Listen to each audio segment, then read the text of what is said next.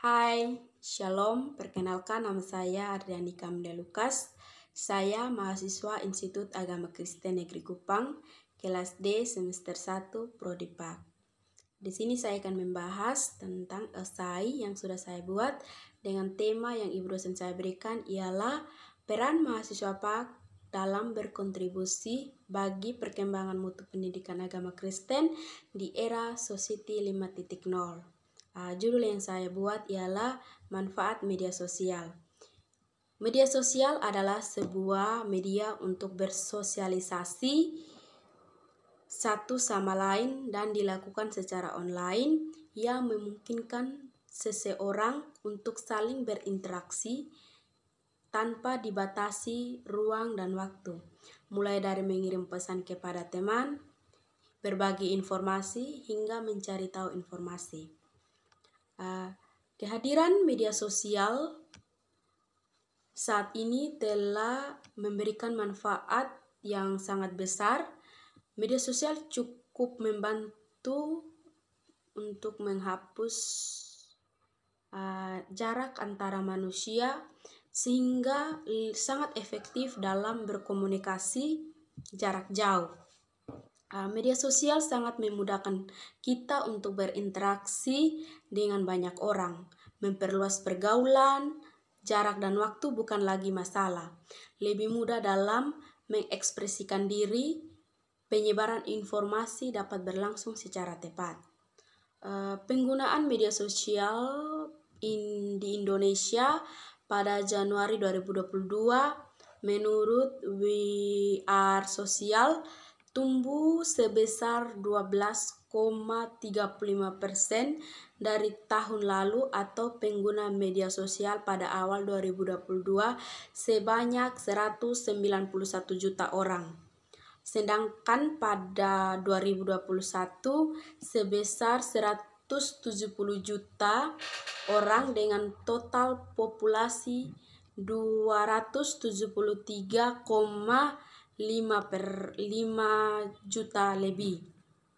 Hal tersebut berarti hampir dari setengah penduduk Indonesia telah menjadi pengguna aktif media sosial.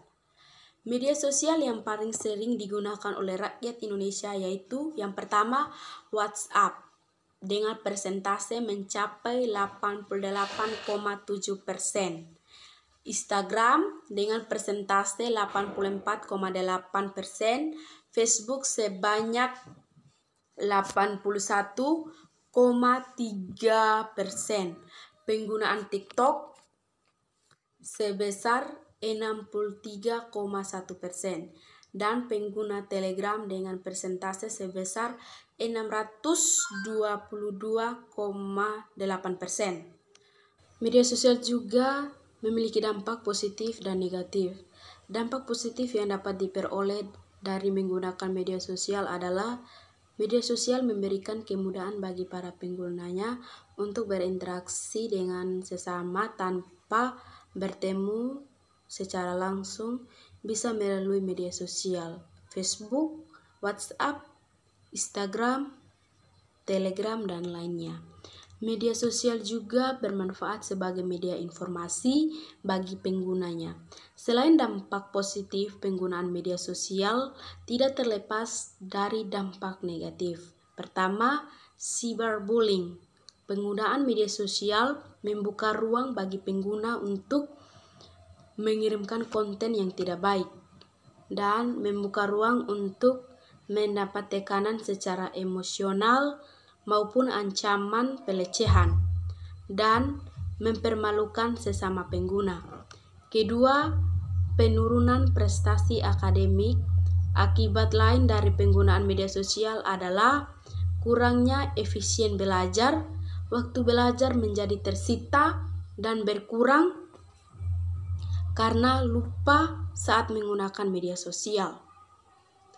Media sosial sendiri banyak peranan penting, terutama pada mahasiswa, yaitu ada banyak hal yang dapat dilakukan mahasiswa di dalam media sosial, terutama dalam hal mencari referensi dalam membuat tugas, pemasaran dalam menjual produk bagi mahasiswa, yang ingin mendapatkan penghasilan sampingan. Mahasiswa juga dapat meningkatkan pola pikir mahasiswa dan daya kreativitasnya. Tetapi juga pada media sosial sekarang ini mahasiswa dapat dengan mudah mencari buku tanpa harus datang ke perpustakaan atau tempat jual buku. Media sosial untuk pada saat ini menjadi sarana penting bagi mahasiswa dalam metode pembelajaran. Sebagai mahasiswa, kita harus bijak dalam menggunakan media sosial. Karena zaman sekarang, anak muda terpengaruh oleh hal-hal negatif seperti menyebarkan hoaks atau cyberbullying. Seiring kemajuan teknologi, media sosial saat ini menjadi penting. Oleh karena itu, kita sebagai mahasiswa, kita harus berhati-hati dalam menggunakan media sosial di era Society 5.0 ini. Kontribusi yang dapat diberikan sebagai seorang mahasiswa PAK bagi perkembangan mutu pendidikan agama Kristen di era Society 5.0 ialah menggunakan media sosial sebagai sarana untuk memperoleh ataupun memberikan informasi yang memberi dampak positif bagi orang lain dalam bidang pendidikan. Sebagai mahasiswa mampu menghasilkan kreativitas dan inovasi dengan memperkaya literasi serta mempunyai wawasan yang lebih luas dengan adanya media sosial. Sebagai mahasiswa juga harus bijak dalam menggunakan media sosial sesuai dengan kebutuhan, menjaga sikap dan etika dalam berinteraksi dengan pengguna lain dan menyaring informasi yang didapat serta menghindari akun-akun provokatif dan memaksimalkan manfaat media sosial. Sebagai mahasiswa dituntut memiliki kepribadian yang baik, akhlak yang terpuji sebagai generasi muda yang akan melanjutkan kepemimpinan yang akan datang. Oleh karena itu, hal kecil yang dapat dilakukan yaitu mengajak, mengedukasi orang lain untuk bijak dalam bermedia sosial. Kontribusi yang dapat dilakukan mahasiswa untuk mengembangkan media sosial menjadi lebih sehat yaitu membangun citra diri yang positif dengan cara yang pertama, kita sebagai mahasiswa bisa sharing ilmu pengetahuan dan informasi yang kita dapatkan dari akun-akun terpercaya kepada pengguna media sosial lainnya. Yang kedua, kita sebagai mahasiswa bisa memposting hal-hal yang positif dengan kata-kata motivasi, pengalaman hidup yang mempunyai nilai yang bermakna. Yang ketiga, kita sebagai mahasiswa bisa memaksimalkan fitur di media sosial yang kita punya untuk hal baik, positif, dan mengasah kreativitas kita.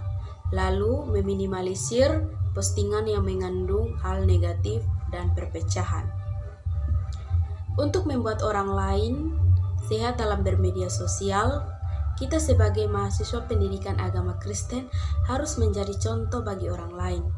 Kita perlu tanamkan dari dalam diri kita, jangan sampai kita dikendalikan oleh media sosial. Namun kita harus mengendalikan media sosial dan memberikan hal yang bermanfaat bagi pengguna media sosial yang lainnya. Manfaatkanlah dan gunakanlah media sosialmu secara baik dan bijak. Bangunlah citra diri yang baik di media sosial agar bisa menjadi contoh bagi yang lainnya. Gunakanlah media sosialmu seperlunya dan berilah waktu untuk rehat dari media sosial yang terkadang membuat beban, membuat tuntutan, membuat iri, dan tanamkanlah di dalam dirimu bahwa kamu versi terbaik dari Tuhan. Sekian hasil esai saya Shalom, terima kasih.